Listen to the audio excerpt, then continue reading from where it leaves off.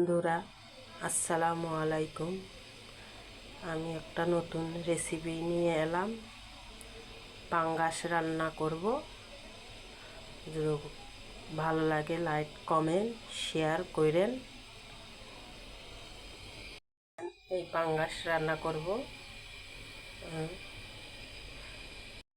বসালাম পাতিল, পেঁয়াজ দিলাম,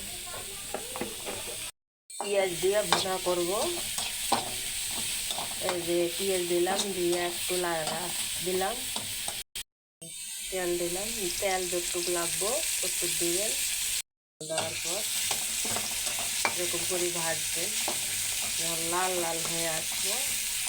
লাল লাল হওয়া অবধি লাড়া দিবেন, সুন্দরভাবে ভাজবেন।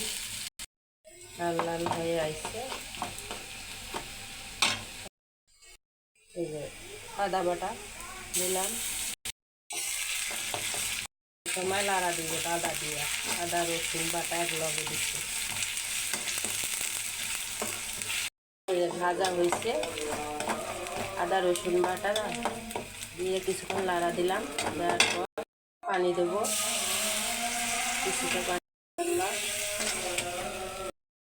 মরিচ দিলাম। মরিচটা ভাইজা নিচ্ছিলাম, তেলের মধ্যে ভাজছিলাম। মরিচ ভাইজা কাটলাম। এটা অনেক স্বাদ হয়। মরিচ তেলের মধ্যে ভাইজা বাইটা দাও দিলাম, মরিচের গুঁড়া দিলাম, মতো লবণ দিলাম। কত সুন্দর কালার আসছে। কষাইলাম মশলা, সব মশলা একলগে বাটছি, গুঁড়া করছি, গুঁড়া কইরা রাখছিলাম। মশলা দিলাম, 5 মিনিট ধরে কষাইলাম। এবার মাছ দিলাম,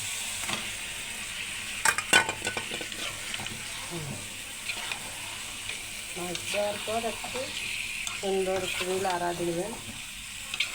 পাঙ্গাস মাছ রান্না করলে সেই স্বাদ লাগে।